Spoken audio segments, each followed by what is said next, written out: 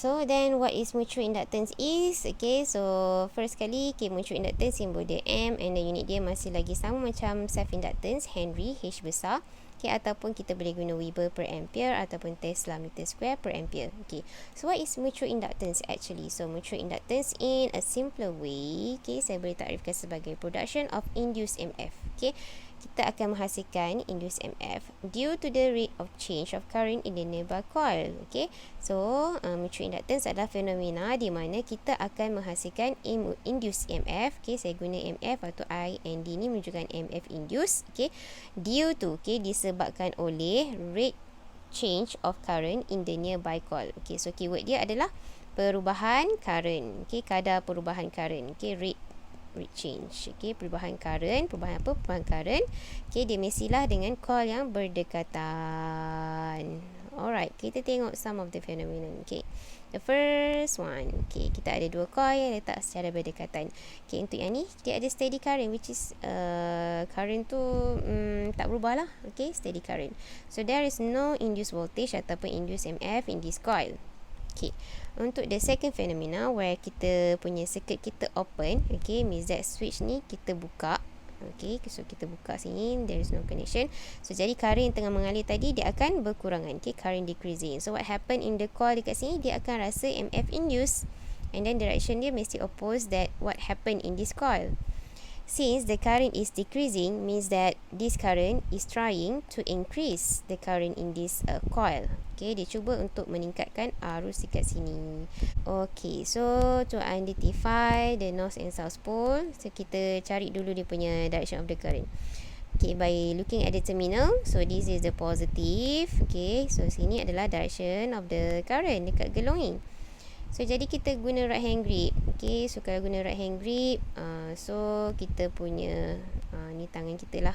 Okay, so ini menunjukkan 4 fingers, menunjukkan ke bawah. So, kutub utara berada di sini. Okay, kutub utara berada dekat sini. Okay, kan current decrease dekat sini. Kita nak increasekan current. So, kutub utara kena bertemu dengan kutub selatan by using right hand grip. So, thumb kena ke arah sana. So, jadi this is your 4 fingers. Sorry lah, bad drawing. Okay, so jadi this is your direction of the current. Okay, follow that coil. Okay, so ini adalah direction of the current in the coil number 2. Okay, ataupun coil yang dekat sebelah kanan ni lah. Okay, what is the direction of the galvanometer? Okay, remember that current is flowing from positive to negative. That is our conventional current. Okay, galvanometer dia akan tunjukkan direction yang sebenar lah arus tu. Okay, arus sebenarnya dia terjadi daripada beberapa elektron yang bergerak kan. Elektron bergerak secara beramai-ramai yang banyak-banyak. Okay, so jadi elektron bercharge negatif, so dia akan dia punya jarum galvanometer ni menunjukkan opposite sign lah. So here is positive to the negative part. Okay, positive to the negative part. So jadi elektron ataupun charge elektron tu akan menunjukkan arah ke sini. Okay, kita tengok the next one. Bila kita close the circuit, okay, so tadi kita buka ni. Okay, now kita close the circuit. Okay, so kita akan buat cantuman dekat sini lah.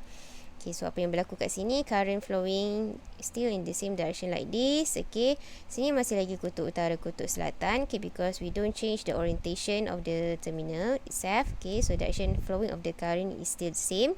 So, sini kutub utara. Since the current is increasing, so what happen in that coil yang bersebelahan ni, dia akan decreasekan current. Dia akan cuba decreasekan current. So, in order to decrease that current, kutub utara kena bertemu dengan kutub utara. Okay, supaya dia boleh menjauhi lah. Tapi sebenarnya bukanlah coil ni dia bergerak. Okay, tapi dia experience current tu, dia akan jadi decreasing. So, sini kutub utara, sini kutub selatan. So, jadi you all punya thumb bentuk macam ni. And then you all punya 4 fingers pula ke atas kan. Okay, so this is your direction of current. Okay, dekat coil. So that's why direction current macam ni lah. Okay, as you follow the direction of the current in the coil. Oh sorry, ni terbalik.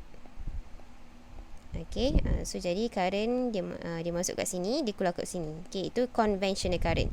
Okay, tapi but the actual current adalah consist of the electrons. Okay, dia mesti dia punya flowing dia elektron kepada positive side kan. Okay, so that's why dia punya galvanometer reading towards to the left.